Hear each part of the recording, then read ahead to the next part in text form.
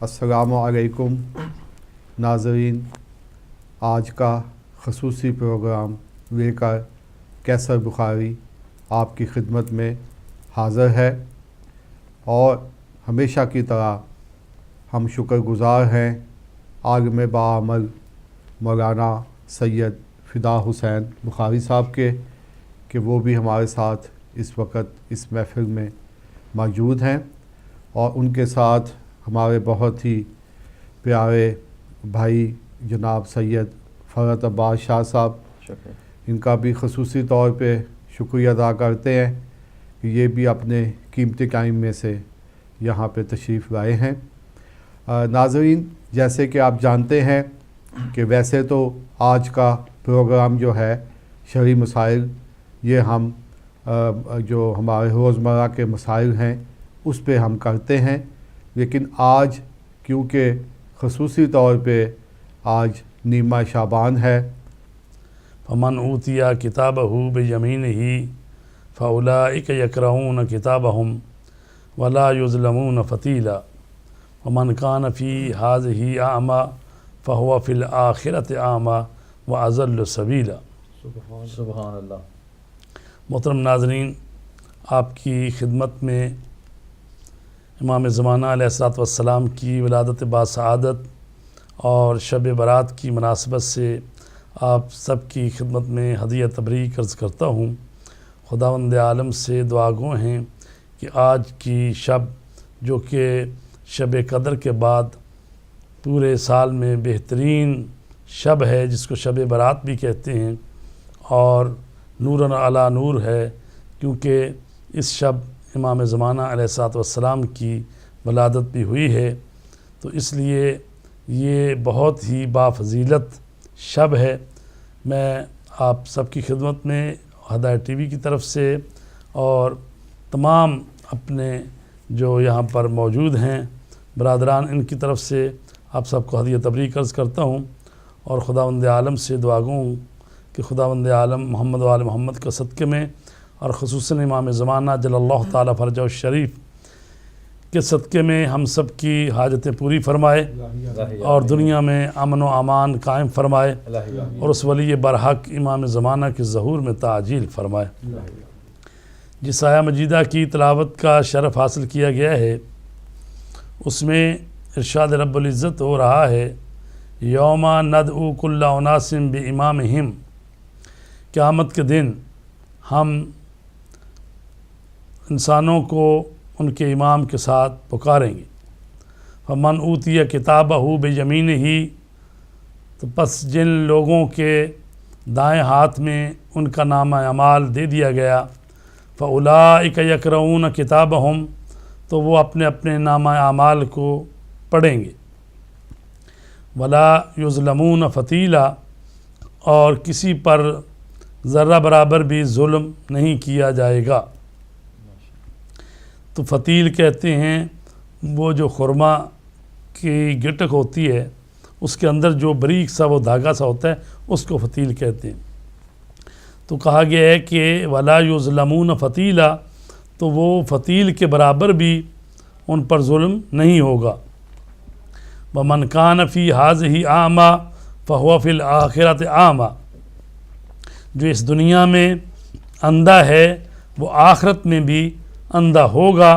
व अज़ल्लु सबीला, और रास्ते के एतबार से वो गुमराह तर होगा। तो अज़ीज़ान गिरामी, ये आया करीमा बता रही है कि क़यामत के दिन हर इंसान को उसके इमाम के साथ पुकारा जाएगा।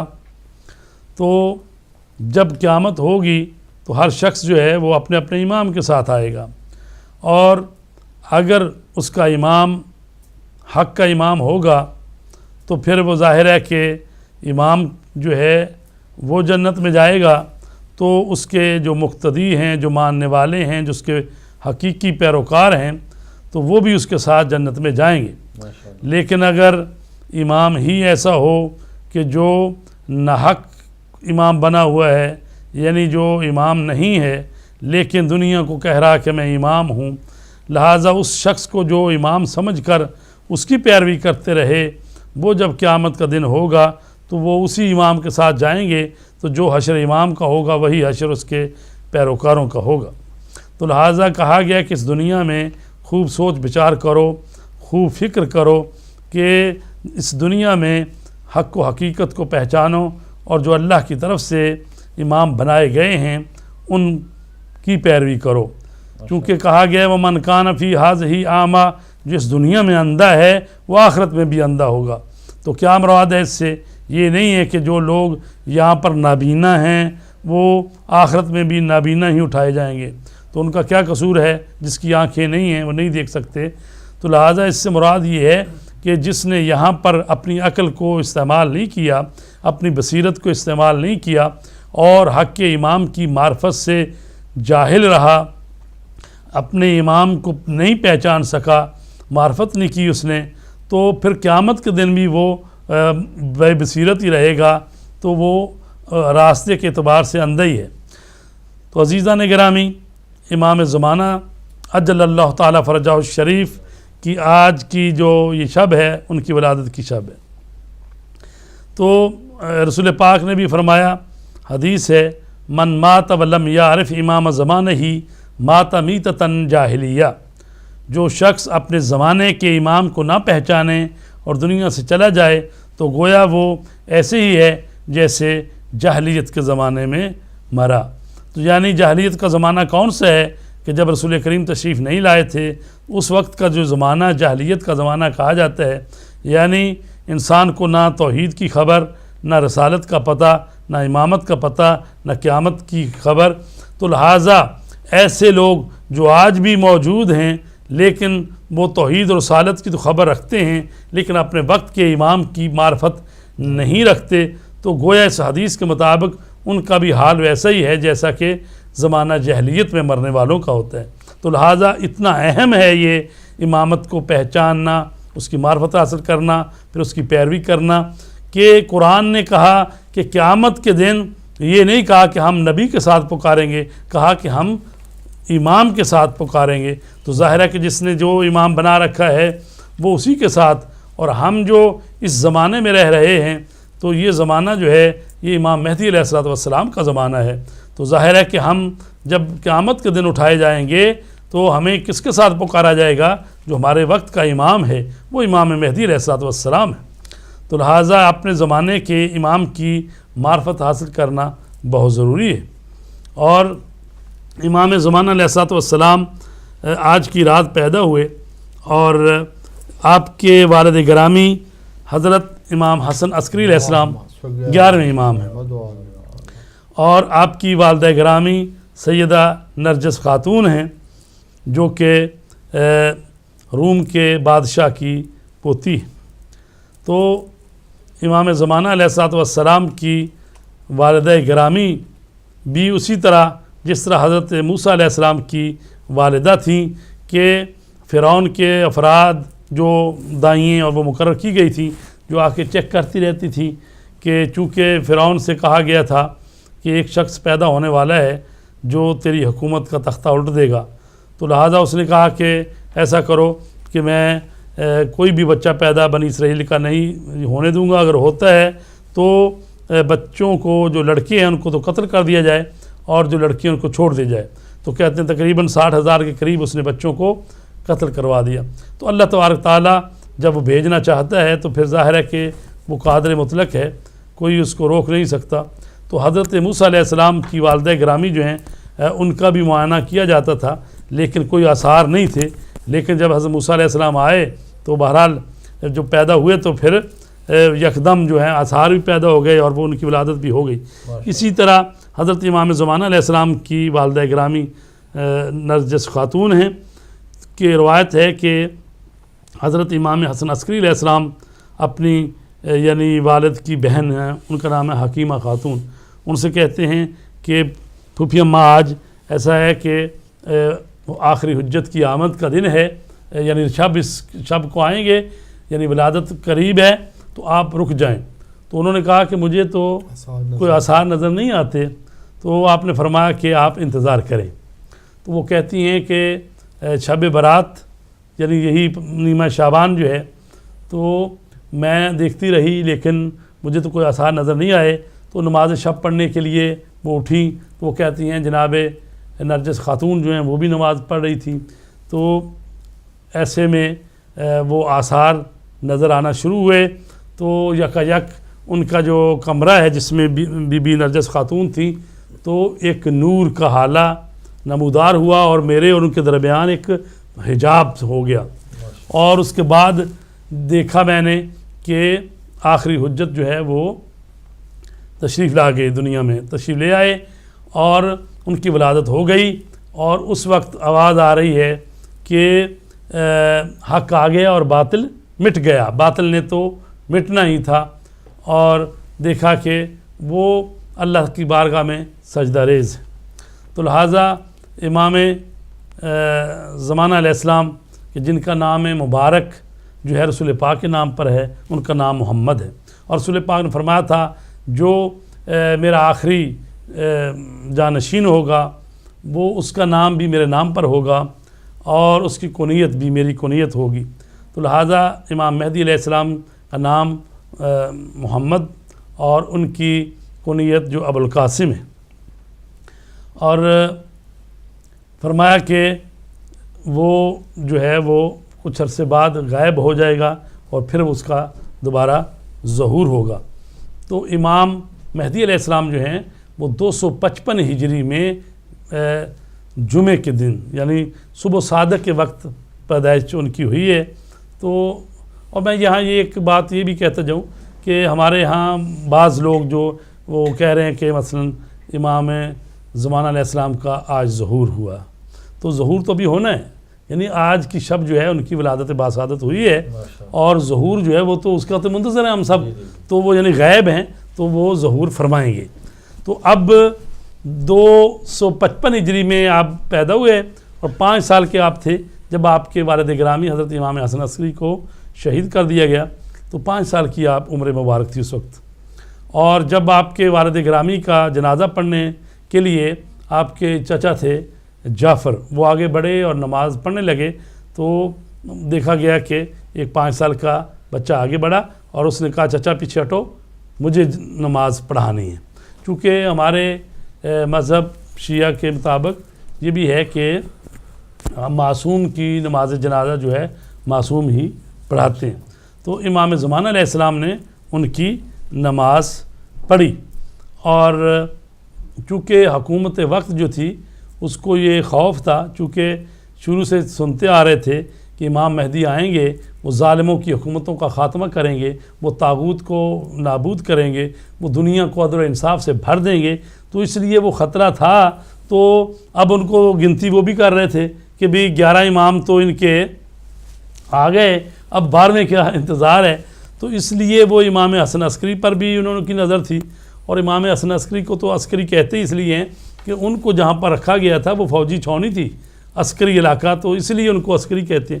تو آپ پر بھی نظر تھی، حتیٰ کہ جو آپ کی کنیزیں یا آپ کی یعنی بیگم یہ کنیزیں جو تھیں ان پر بھی وہ بعد میں بھی انہوں نے دیکھا کہ جب آپ شہید ہو گئے اور ان پتہ چلا کہ بھئی وہ تو ایک بچہ تھا ادھر جس نے جنازہ پڑھایا، تو انہوں نے حکومت نے گرفتاری کے لیے لوگ بھیجے، اور جب آئے تو وہ امام زمانہ جو ہیں وہ غیبت صغریٰ میں چلے گئے۔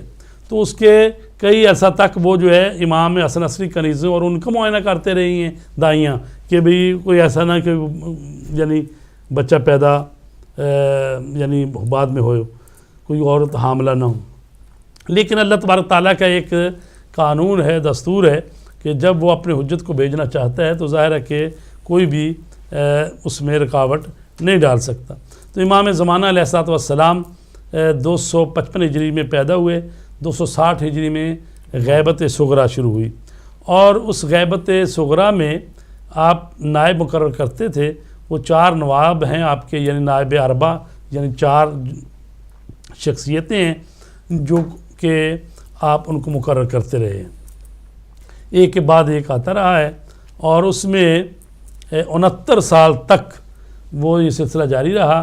اور پھر آپ نے اپنے جو آخری نائب تھے ان سے کہہ دیا کہ اب کسی کے لیے نیابت نہیں ہے، آپ مقرر نہیں کرنا، اور آپ اپنا بندوبست کریں، اور 6 دن کے بعد آپ کی موت واقع ہو جائے گی۔ تو لہٰذا اس نائب نے جو آخری محمد ابن علی سامری تھے تو انہوں نے پھر یعنی بتا دیا کہ اس طرح سے اب نیابت خاص نہیں ہے، اب نیابت عمومی ہے۔ تو اس لیے جو 4 گزرے ہیں ان کو ہم کہتے ہیں نواب اربع، یعنی 4 خاص شخصیتیں جن کو امام نے اپنا نائب مقرر کیا۔ اب اس کے بعد نیابت کا سلسلہ عمومی ہے، یعنی کہ جو بھی فقیہ ہوگا اور اپنے مولا کا مطیع ہوگا، اپنے خواہشات نفسانی کی جو ہے مخالفت کرتا ہوگا، مطیع لامر مولا ہو فللعوام یقلدوہ ہو، تو عوام کے لیے ہے کہ وہ ایسے فقیہ کی تقلید کریں۔ تو لہٰذا اب نیابت عمومی کا سلسلہ جاری ہے۔ اور رسول پاک کی حدیث ہے افضل اعمال امتی انتظار الفرج من اللہ عز وجل، میری امت کا بہترین عمل انتظار فرج از جانب خدا جو ہے نا جی۔ فرج کا مطلب ہوتا ہے گشائش، وسعت۔ چونکہ ابھی حالت یہ ہے کہ جو امام ہیں وہ غائب ہیں اور امت پر جو ظلم ہو رہا ہے آپ دیکھ رہے ہیں، خصوصاً شیعہ نے حیدر قرار پر جو ظلم ڈھایا جا رہا ہے، جگہ جگہ شیعہ قتل ہو رہے ہیں، وہ چاہے پاکستان ہو، افغانستان ہو، عراق ہو، شام ہو، یمن ہو، لبنان، کہاں کہاں شیعوں کو چن چن کے مارا جا رہا ہے۔ حتیٰ کہ سعودی عرب میں بھی آپ دیکھتے ہیں کہ پچھلے جو 2 جمعے گزرے ہیں اس میں ایک مسجد جو امام علی علیہ السلام مسجد، اس میں جمعے کے موقع پر بم جو ہے مارا گیا، وہ خود کش حملہ، تو اس میں تقریباً 21 سے زیادہ افراد شہید ہوئے۔ اب پچھلے جمعے کو امام حسین مسجد، تو وہاں پر سعودی عرب میں بھی شیعوں کے خلاف جو ہے اس طرح سے یہ ظالم جو ہیں داعش کے ہوں یا طالبانی ہوں، یا چونکہ ایک مائنڈ سیٹ ہے، ایک سوچ اور فکر ہے۔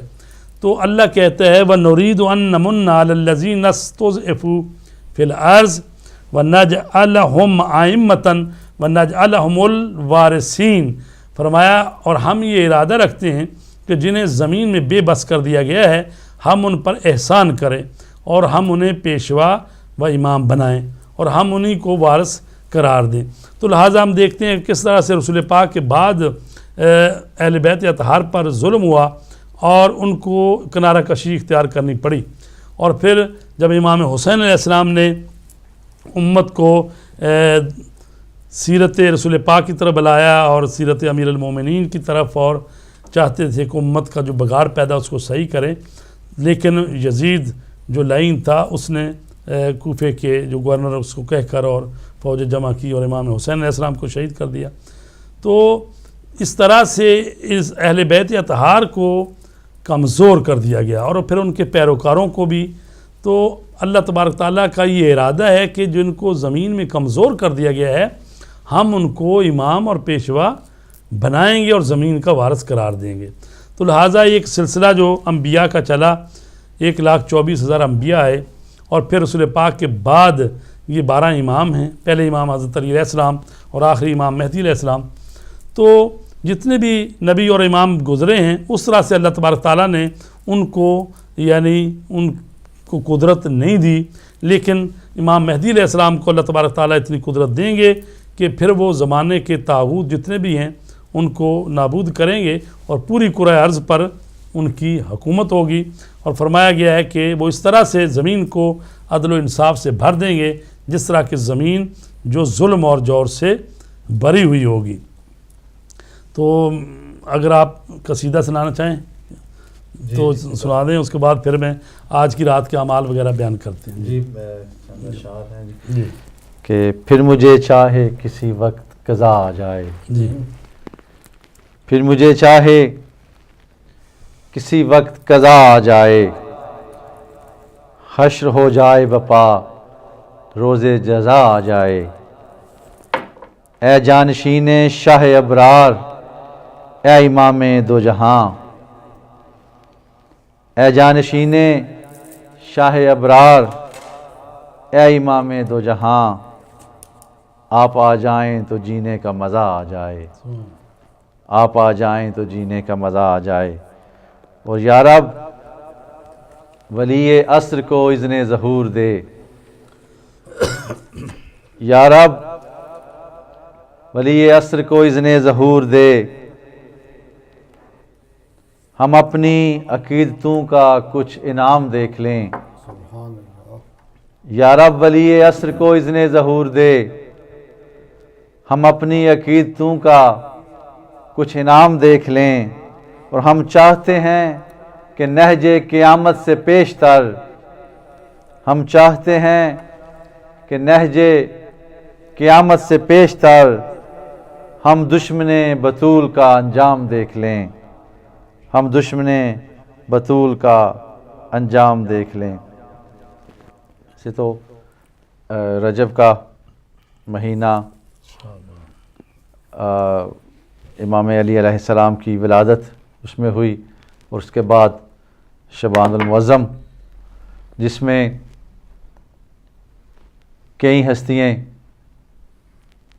شعبان المعظم میں اس دنیا میں تشریف لائیں۔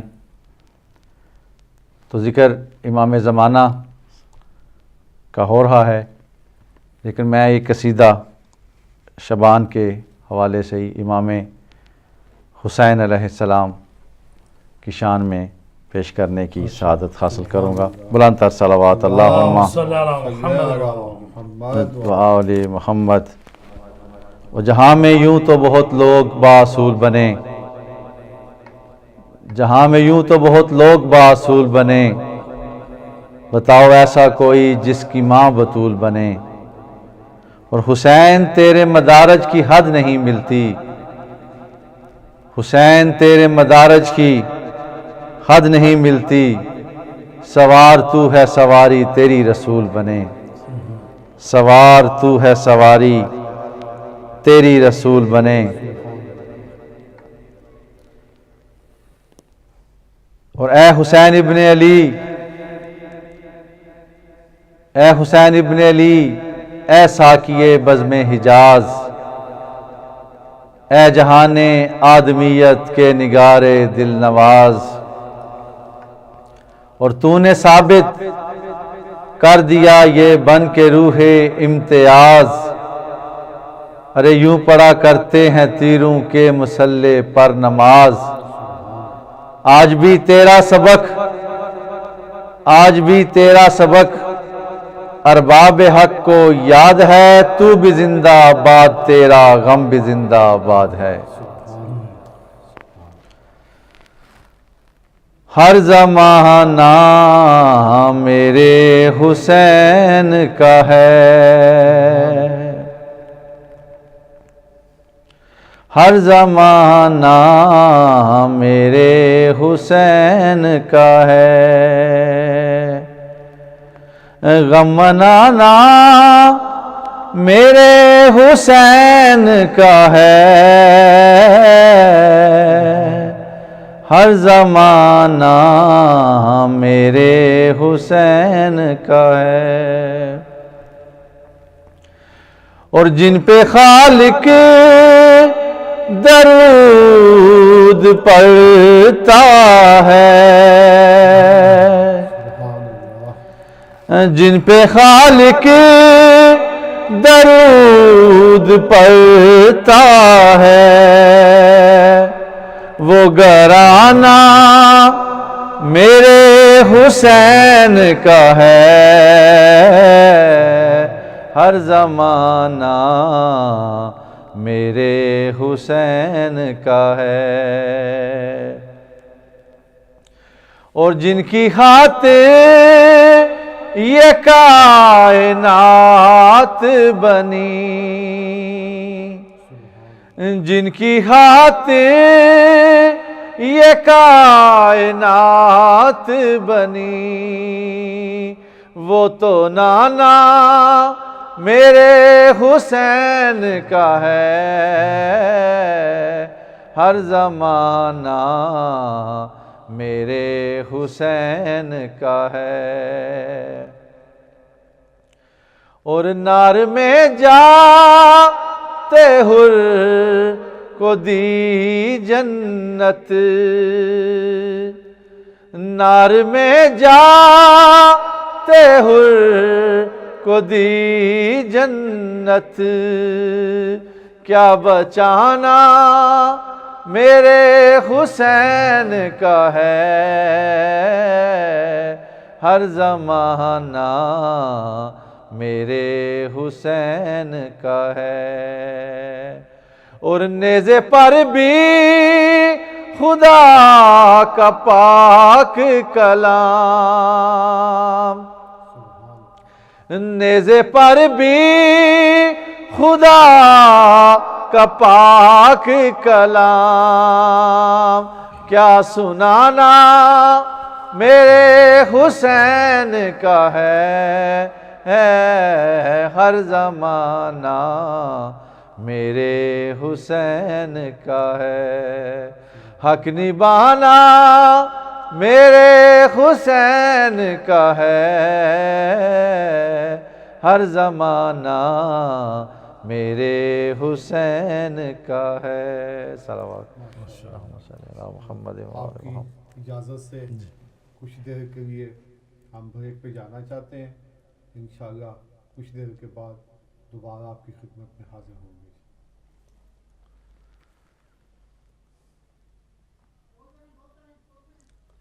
جی تو قبلہ، جیسے کہ پہلے بیان میں آپ نے فرمایا کہ زمانہ جو غیبت کبریٰ کا ہے، جی تو اس کا یہ ہے کہ ہمارا جو اجتہاد کا جو سلسلہ ہے وہ تو مسلسل یہ 1400 سال جو ہے اس میں کہیں بھی کوئی گیپ نظر نہیں آتا کہ کوئی ایسا زمانہ جہاں پہ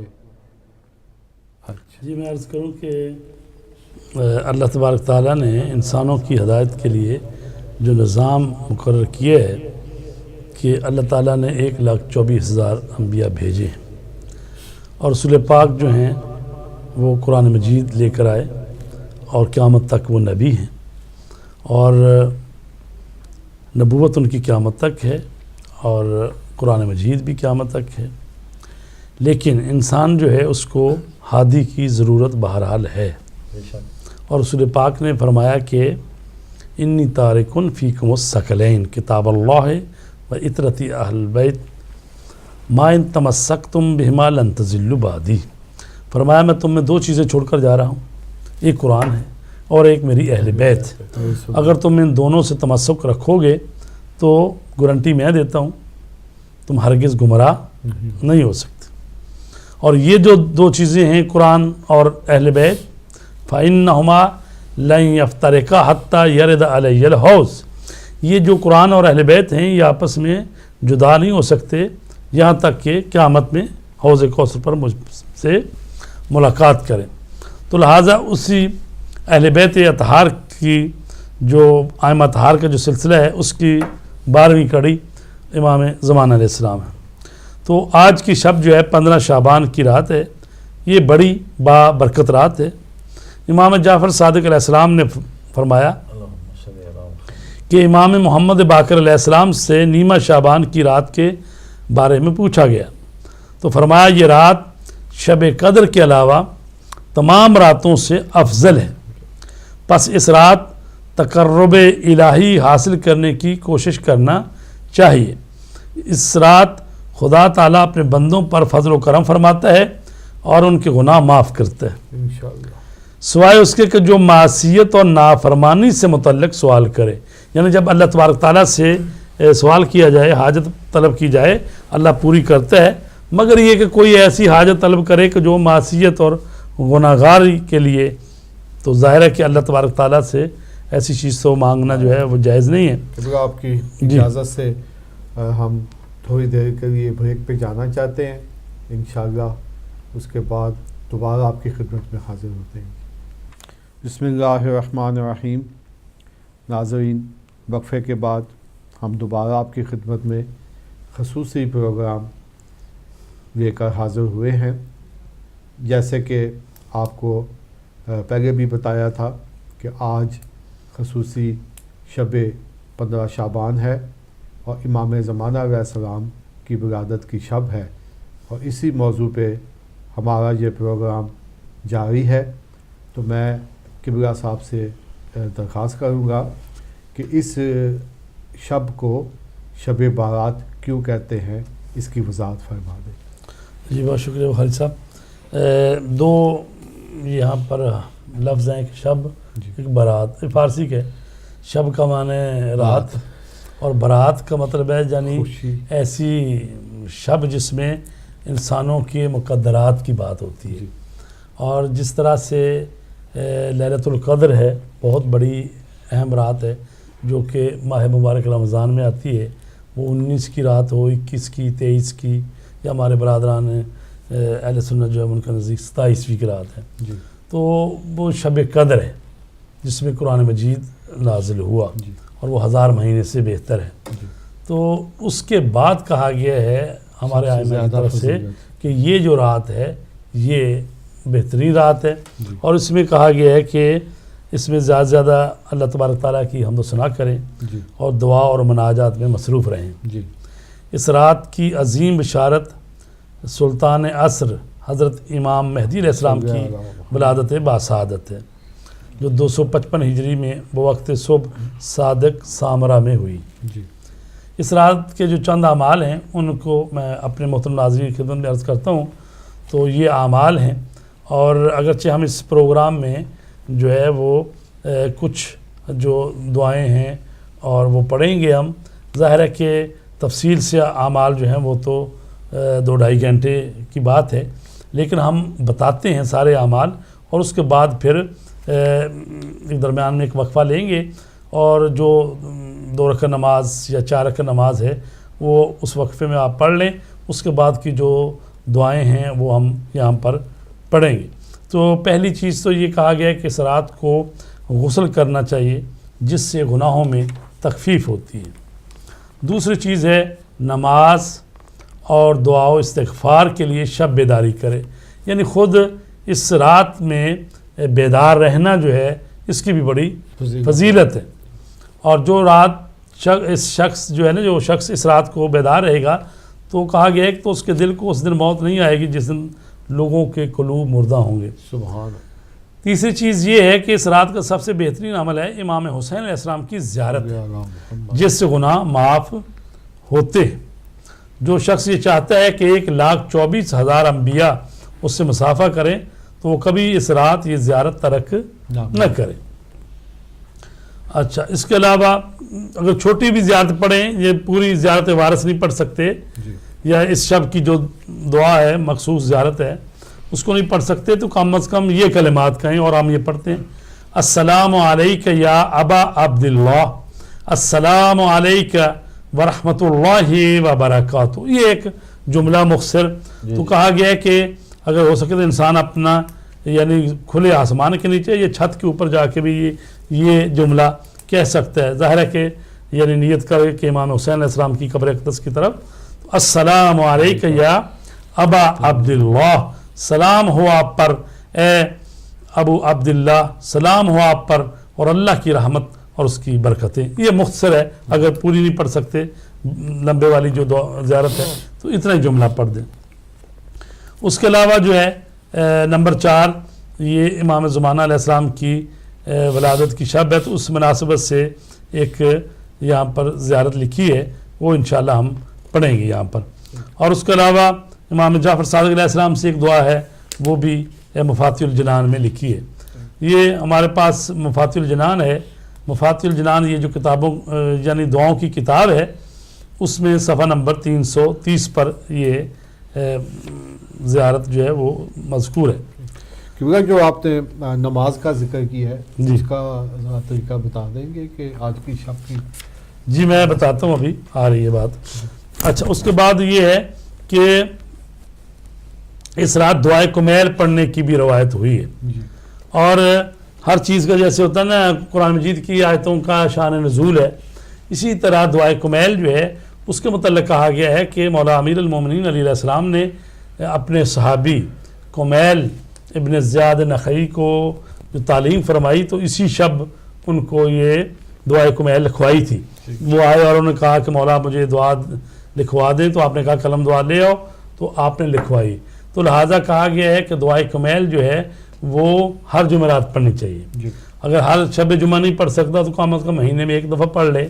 اگر وہ بھی نہیں کر سکتا تو کم از کم سال میں ایک مرتبہ دعائے کمیل پڑھنی چاہیے. اور کہا گیا ہے کہ یہ جو نیمہ شعبان ہے آج کی شب جو ہے دعائے کمیل پڑھنا جو بھی مستحب ہے. تو ہم دعائے کمیل میں سے بھی 1-2 صفحے آخر والے یہاں پڑھیں گے. ظاہر ہے کہ اگر صرف دعائے کمیل بھی ہم پڑھیں تو ظاہر ہے اس پر بھی پونا گھنٹہ صرف ہو جاتا ہے. پھر دوسری دعائیں بھی ہیں تو ہم تھوڑی تھوڑی یعنی وہ دعائے کمیل میں سے بھی چند جملے پڑھیں گے اور جو امام زمانہ کی اسراء زیارت ہے وہ بھی پڑھیں گے. تو اس کے بعد یہ ہے کہ تسبیحات 100 مرتبہ پڑھے اور اس سے کہا گیا ہے کہ حق تعالیٰ اس کے پچھلے گناہ معاف کر دے گا اور دنیا و آخرت کی حاجات پوری فرمائے گا. اور جو تسبیحات اربع ہے سبحان اللہ والحمد للہ ولا الہ الا اللہ واللہ اکبر ایسے ہم پڑھتے ہیں. لیکن اس میں تھوڑی سی تبدیلی ہے, وہ ہے سبحان اللہ والحمد للہ واللہ اکبر درمیان میں ہے اور بعد میں ہے ولا الہ الا اللہ. تو اس تسبیح کو 100 مرتبہ پڑھنا ہے. یعنی انسان ہاتھ میں تسبیح لے لے, اس میں 101 دانے ہوتے ہیں, ایک دانہ چھوڑ کے تو 100 دانے جو ہیں وہ یہ سبحان اللہ والحمد للہ واللہ اکبر ولا الہ الا اللہ یہ 100 مرتبہ پڑھنا ہے. اور اسی طرح اور جو آج کی رات کے اعمال ہیں اس میں ہے کہ امام جعفر صادق علیہ السلام سے پوچھا گیا کہ اس رات کے لیے بہترین دعا کون سی ہے. آپ نے فرمایا اس رات نماز عشاء کے بعد 2 رکعت نماز پڑھے کہ پہلی رکعت میں سورہ الحمد اور سورہ کافرون قل یا ایھا الکافرون علی اور دوسری رکعت میں سورہ الحمد اور سورہ توحید پڑھے. نماز کا سلام دینے کے بعد 33 مرتبہ سبحان اللہ, 33 مرتبہ الحمدللہ اور 34 مرتبہ اللہ اکبر کہے. تسبیح میں جب ہم تسبیح حضرت فاطمہ زہرا سلام اللہ علیہ پڑھتے ہیں تو اس میں ہم پہلے اللہ اکبر پڑھتے ہیں اور پھر الحمدللہ پھر سبحان اللہ. لیکن اس میں سبحان اللہ پہلے ہے, الحمدللہ درمیان میں ہے اور اللہ اکبر 34 مرتبہ بعد میں ہے. تو یہ ترتیب اس میں بھی تسبیح کے یعنی تھوڑی سی تبدیل ہوئی ہے.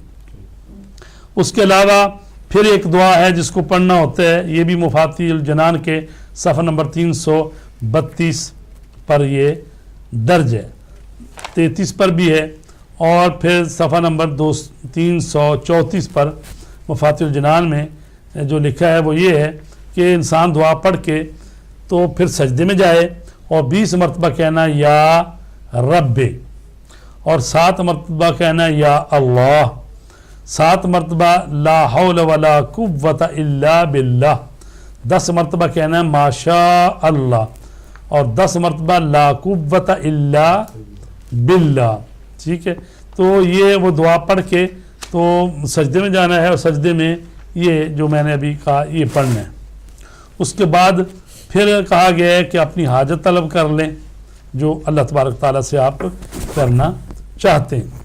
اور اس کے علاوہ یہ ہے کہ اس رات نماز تہجد کی ہر 2 رکعت کے بعد اور نماز شفع اور وتر کے بعد وہ دعا پڑھے جو شیخ اور سید نے نقل فرمائی ہے.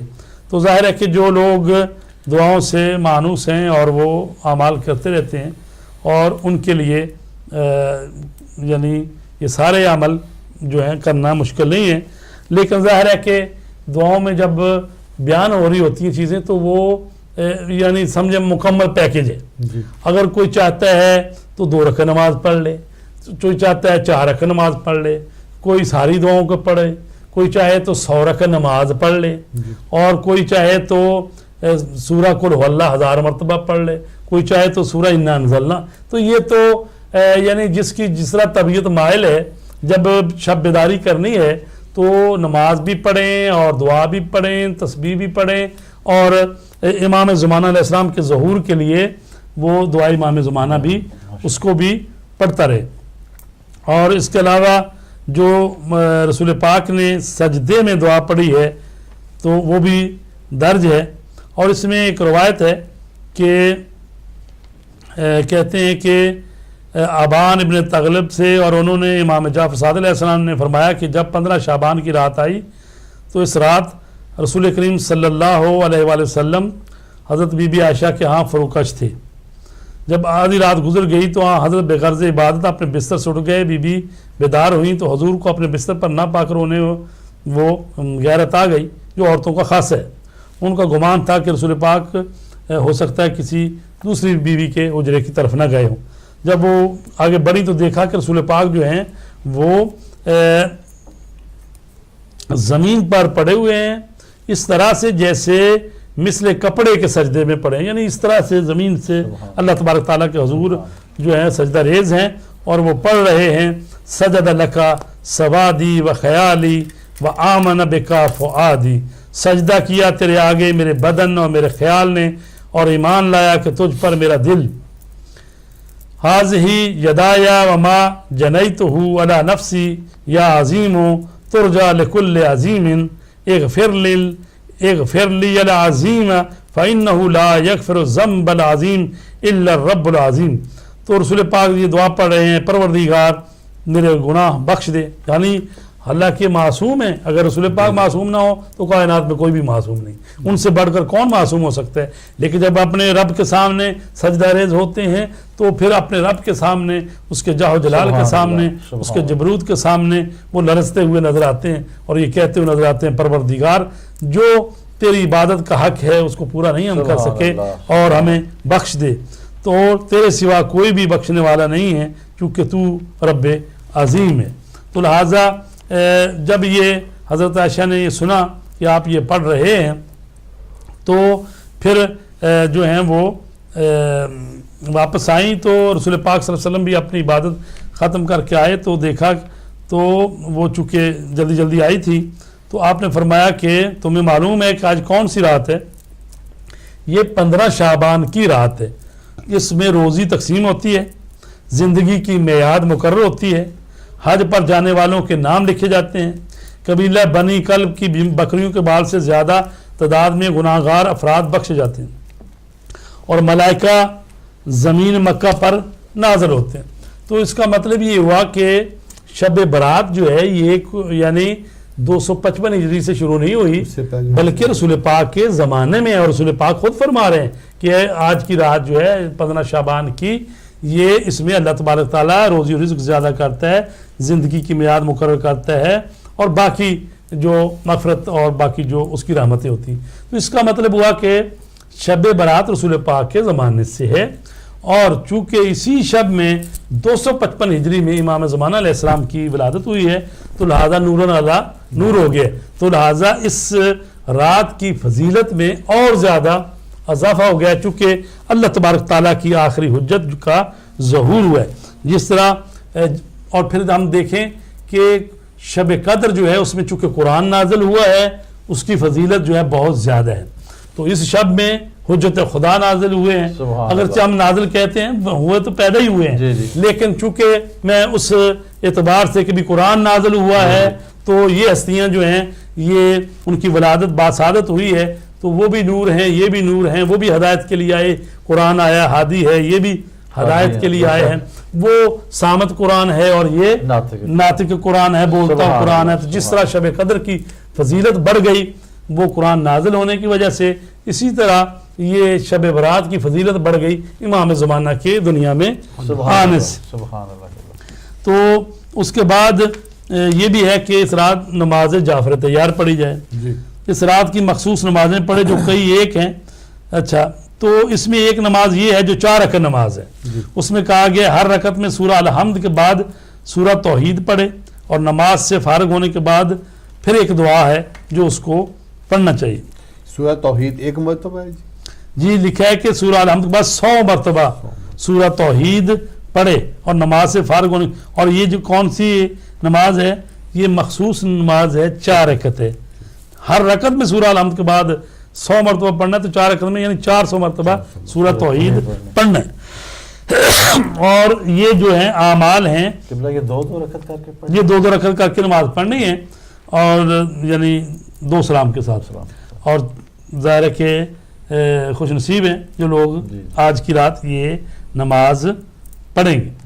تو آپ کا کوئی اور سوال ہو تو میں حاضر ہوں اور اس کے بعد پھر جب بریک پر جائیں گے اس وقت 2 رکعت نماز پڑھ لیں گے ہم.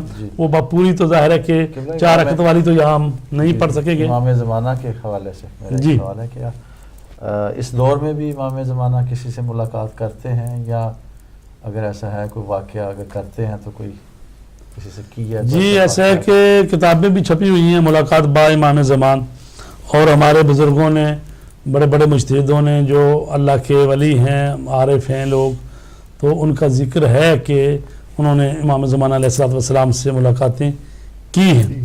البتہ یہ کہا گیا ہے کہ جو امام زمانہ سے ملاقات کا دعویٰ کرے اس کو جھٹلا دے، یہ جو حدیثیں ہیں تو اس کی اس طرح سے توجیہ کی گئی ہے کہ یعنی جو شخص کہے کہ میں امام زمانہ سے ملاقات کر کے آیا ہوں اور اپنے آپ کو ان کا نائب خاص، یعنی انہوں نے مجھے نائب مقرر کر دیا ہے، یا تو اس طرح کی بات اگر وہ کرے کہ جس سے اپنی شہرت اور اپنے آپ کو ان کا نائب جانشین شو کرے تو اس کو جھٹلا دو، اس طرح سے توجیہ کی گئی ہے۔ تو لہٰذا ہمارے بزرگوں مجتہد جو ہیں ان کی ملاقاتیں ان کا تذکرہ ہوا ہے، تو اور پھر ان میں سے بیشتر جو ہیں وہ جا ان کی وفات کے بعد بات نکلی ہے، تو جب تک زندہ رہے ہیں انہوں نے منع کیا کہ بھی ایسی کسی کو نہ بتائیں، اگر کوئی خاص کسی نے کو دیکھ لیا ان کو یا ملاقات کرتے ہوئے یا تو ان سے منع کر دیا گیا ہے۔ کیونکہ ایک واقعہ ملتا ہے حضرت مقدس اردبیلی کا، بہت بڑی شخصیت گزرے ہیں، تقریباً 500 سال پہلے کی بات ہے یہ، تو ان کی جو قبر اقدس ہے وہ امام علی علیہ السلام کے دروازے سے، مین دروازہ جو ہے نا اس کے یعنی دروازے کے ساتھ ہے، ایک طرف علامہ ہلی کی ہے اور جب باہر آئیں تو دائیں طرف جو ہے مقدس اردبیلی کی جو ہے نا قبر اقدس ہے۔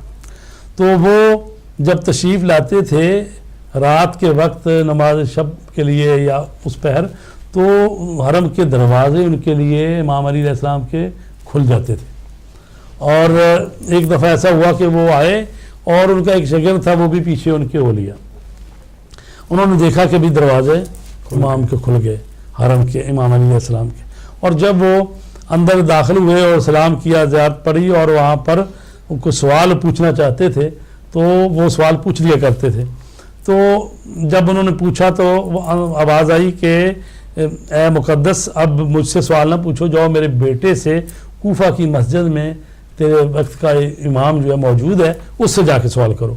تو مقدس اردبیلی جو ہیں وہاں سے پھر کوفہ آئے اور کوفہ میں امام زمانہ علیہ السلام سے انہوں نے ملاقات کی اور سوال پوچھے۔ تو ایسے میں جو شاگرد بھی تھا وہ بھی پیچھے پیچھے رہا، تو جب اس کو آپ نے دیکھا تو پھر اس کو سختی سے منع کر دیا کہ اب اس واقعے کو کسی کو بتانا نہیں ہے۔ تو ظاہر ہے کہ جب وہ ان کی وفات ہوگی تو یہ بعد کی باتیں ہیں، تو لہٰذا وہ جو بزرگ ملاقات کرتے ہیں وہ ظاہر نہیں کرتے، لیکن بہرحال کہ وہ تو ظاہر نہیں کرتے لیکن کسی نہ کسی طرح ہو جاتی ہے بات ظاہر۔ امام زمانہ کے حوالہ سے یہ بھی ہے کہ وہ ہر سال حج میں بھی شریک ہوتے ہیں، یہ بھی جی کہا گیا ہے کہ بھی امام زمانہ علیہ السلام جو ہیں وہ حج کے موقع پر تشریف لاتے ہیں۔ یہ 15 شعبان کا جو روزہ ہے جی اس کی کیا فضیلت ہے؟ جی یہ جو اعمال آئے ہیں ابھی جو مفاتی میں جو ہم نے پڑھے ہیں اس میں تو ابھی تک وہ روزے کی بات نہیں آئی، کیونکہ ویسے تو کلی طور پر تو ہے ہی کہ بھئی آپ 15 شعبان کا روزے عید غدیر کا، اس کا جو ہے عید مبعث جو 27 رجب کا اس کا بہت زیادہ ہے، لیکن یہ جو ابھی تک یہ مفاتی میں جو لکھے ہوئے ہیں اس میں ابھی تک تو نہیں ہے ایسی بات۔ 15 شعبان کی میں پڑھتا ہوں، اس میں دیکھتے ہیں 15 شعبان، یہ تو ہوگی رات کی بات۔ 15 شعبان کا دن جو ہے ہمارے 12ویں امام حضرت حجت ابن الحسن صاحب زمان امام مہدی علیہ السلام کی ولادت باسعادت کا دن ہے، لہذا آج کے دن ہماری بہت بڑی عید ہے۔ پس آج کے دن کوئی مومن جہاں بھی ہو اور جس وقت بھی ہو اس کے لیے 12ویں امام مہدی علیہ السلام کی زیارت پڑھنا مستحب ہے، اور ضروری ہے کہ زیارت پڑھتے وقت آپ کے جلد ظہور کی دعا مانگے۔ سامرا کے سرداب میں آپ کی زیارت پڑھنے کی زیادہ تاکید آئی ہے کہ یہ آپ کے ظہور کا یقینی مقام ہے، اور آپ ہی ہیں جو زمین کو عدل و انصاف سے بھر دیں گے جبکہ وہ ظلم و جور سے بھر چکی ہوگی۔ تو لہٰذا مستحب روزہ ہے وہ آپ رکھ ہی سکتے ہیں، جی ہاں اس میں کوئی ایسی بات نہیں ہے۔ تو چونکہ ابھی فی الحال تو یہ، اور میں عرض کروں کہ چونکہ یہ اس لحاظ سے اور زیادہ فضیلت اس کی کہ کہا گیا ہے کہ رسول پاک جو ہیں وہ کہتے ہیں شعبان میرا مہینہ ہے، تو شعبان میرا مہینہ ہے، اور رسول پاک پورے شعبان میں روزے رکھتے تھے، رمضان میں بھی روزے رکھتے تھے، 2 مہینے مسلسل. اور مولا علی علیہ السلام فرماتے ہیں جب سے رسول پاک کے منادی نے ندا دی ہے کہ بھی یہ شعبان میرا مہینہ ہے، اس میں روزے رکھو، تو مولا فرماتے ہیں کہ میں نے اس کے بعد پھر پورے یعنی رمضان کے تو رکھنے ہی ہیں، شعبان کا بھی حضرت علی علیہ السلام بھی پورے شعبان کے روزے رکھتے تھے. تو ظاہر جب ائمہ رکھتے ہیں پورے شعبان کے، تو یہ جو 15واں کا دن ہے یہ تو پھر اور بھی بافضیلت ہے. اس لحاظ سے اس کو فضیلت حاصل ہے کہ اس دن کا روزہ رکھنا چاہیے. تو اس کے علاوہ جو ایک اور اہم بات ہے وہ یہ ہے کہ امام زمانہ علیہ السلام جو ہیں ان کے متعلق یہ ہے نا کہ وہ پوری دنیا کو عدل و انصاف سے بھریں گے، کما مولیت ظلم و جورا، جیسا کہ وہ پہلے ظلم اور جور سے بھری ہوگی. اور جب امام زمانہ علیہ السلام آئیں گے، قرآن مجید کی جو آیت ہے هو الذی ارسل رسولہ بالہدی ودین الحق لیظہرہ علی الدین کلہ ولو کرہ المشرکون، کہا گیا ہے کہ اللہ تبارک تعالیٰ هو الذی وہ ہے کہ جس نے اپنے رسول کو بھیجا ہدایت کے ساتھ اور دین حق کے ساتھ، لیظہرہ علی الدین کلہ، تاکہ وہ اس دین کو دوسرے ادیان پر غالب کر دے. ولو کرہ المشرکون، اگرچہ یہ بات مشرکوں کو پسند نہیں ہے. ہم دعا عبادت میں بھی یہ سورہ توبہ کی آیت نمبر 33 ہے، جس میں یہ کہا گیا کہ اللہ تعالیٰ نے بھیجا رسول کو ہدایت اور دین کے ساتھ تاکہ اس کا دین تمام ادیان پر غالب آ جائے. تو ہم دیکھتے ہیں کہ رسول پاک کے زمانے میں تو دین غالب نہیں آیا، چونکہ مدینے میں اور حجاز میں کہہ لیں اور یمن کا قبیلہ اس وقت مسلمان ہو گیا، لیکن یہ تو بعد میں پھر ایران فتح ہوا اور اس کے بعد شام اور باقی علاقے. لیکن اس وقت تو یعنی جزیرۃ العرب میں بھی پوری طرح دین جو غالب نہیں ہوا تھا. تو یہ آیت تو کہہ رہی ہے کہ ہم نے رسول کو بھیجا تاکہ اس کا دین جو ہے پورے ادیان پر غالب آ جائے. تو یعنی یہ کب ہوگا پھر؟ اور اس سے پہلے والی آیت ہے یریدون ان یطفئوا نور اللہ بافواہہم ویأبی اللہ الا ان یتم نورہ ولو کرہ الکافرون. وہ چاہتے ہیں پھونکوں سے اللہ کے نور کو خاموش کر دیں، لیکن اللہ چاہتا ہے اپنے نور کو کامل کرے، اور اس کے علاوہ کوئی بات نہیں مانتا. یعنی اللہ اس کے علاوہ اور کوئی بات نہیں مانتا کہ اپنے دین کو غالب کرے، اگرچہ یہ بات کافروں کو ناگوار ہے. تو اب جو اہم جو سوال یہاں پیدا ہوتا ہے وہ یہ ہے کہ جب قرآن ہی کہہ رہا ہے کہ ہم نے اپنے رسول کو بھیجا تاکہ اس کا دین جو تمام ادیان پر غالب آئے، تو ہم تو دیکھ رہے ہیں کہ ابھی تو تمام ادیان پر غالب نہیں آیا، ابھی تک نہیں آیا. یعنی 1400 سال ہو گئے ہیں، تو ابھی بھی آپ دیکھتے ہیں کہ دنیا میں مسلمان اگر 1.5 ارب ہیں تو اتنے ہی کرسچین ہیں تقریباً، اور پھر یہودی بھی ہیں اور عیسائی بھی ہیں اور اس کے بعد ہندو بھی ہیں، اور جو کسی کو بھی نہیں مانتے وہ بھی نہیں ہیں، ایسے لا مذہب بھی ہیں. تو اللہ تو کہتا ہے کہ ہم نے اس دین کو بھیجا تاکہ سارے ادیان پر غالب آ جائے گا. تو لفظ غالب کی بھی بات ہے کہ یہ غلبہ کس قسم کا ہے. بعض یہ کہتے ہیں غلبے سے مراد یہ ہے جی غلبہ نسبی اور موضوعی ہے، یعنی غلبے کا مطلب ہے کہ جزیرۃ العرب میں جو ہے نا اسلام کا بول بالا ہو جائے گا تو اس پر غلبہ ہو جائے گا، کوئی دین وہاں پر مثلا سعودی عرب میں یا ادھر اور کوئی دین نہیں ہوگا، اسلام ہی ہوگا، اس سے مراد یہ ہے. بعض کہتے ہیں جی غلبے سے مراد یہ جزیرۃ العرب میں اس کا غلبہ ہے. بعض مفسرین نے کہا جی غلبے سے مراد یہ ہے کہ تمام لوگوں کو آگاہی ہو جائے گی کہ اسلام بھی ایک دین ہے، یعنی جس طرح دوسرے ادیان ہیں تو ساری دنیا کو پتہ چل جائے گا. تو غلبے سے مراد یہی ہے. اور ایک نظریہ یہ ہے کہ غلبے سے مراد غلبہ منطقی اور فلسفی ہے. وہ یہ کہ یعنی لاجک اور منطق کے اعتبار سے اسلام جو ہے وہ دوسرے ادیان پر غلبہ پیدا کرے گا، علمی غلبہ یا منطقی غلبہ. تو یہ بھی درست نہیں ہے مانے، اس لیے کہ یہ غلبہ تو جب نجران کے عیسائی آئے تھے اور مباہلے کے لیے، تو اس وقت رسول پاک نے پہلے ان سے بات چیت کی اور پھر ان سے جب دلائل نہیں مانے تو پھر ان کو مباہلے کی دعوت دی. تو مباہلے میں بھی وہ پیچھے ہٹ گئے کہ ہم مباہلہ نہیں کرتے. تو لہٰذا یہ بھی مراد اس سے نہیں ہے، چونکہ مباہلہ انہوں نے نہیں کیا، اور بات واضح ہوگی کہ اسلام کی منطق جو ہے علمی طور پر بھی اور مباہلہ بھی کر کے جیسے بھی کہیں اسلام جو ہے ان پر غلبہ رکھتے ہیں۔ آپ کی اجازت سے جی ہم کچھ دیر کے لیے بریک پہ جانا مجھے 1 منٹ دیں اور میں اس کا معنی جو ہے نا ایک اور بیان کروں تاکہ یہ بات مکمل ہو جائے۔ تو ایک ہے غلبے سے مراد یعنی فائنل کامیابی، یعنی پوری دنیا میں اسلام کی حکمرانی ہوگی اور اس کا نفاذ ہوگا۔ تو غلبے سے مراد یہ ہے کہ اسلام جو ہے اس کے سامنے تمام ادیان ختم ہو جائیں گے اور اسلام کا ہی غلبہ ہو جائے گا، اسلام نافذ ہوگا۔ نافذ ہو جائے گا۔ تو یہ کب ہوگا؟ یہ امام مہدی علیہ الصلوۃ والسلام جب آئیں گے تو اس وقت پوری دنیا پہ ان کی حکومت ہوگی، اسلام کا بول بالا ہوگا اور کوئی دین جو ہے اس کے سامنے نہیں ٹک سکے گا۔ تو اس سے مراد غلبہ خارجی ہے اور عینی ہے، یعنی کہ یہ نہیں ہے کہ بھئی منطقی اور علمی ہے۔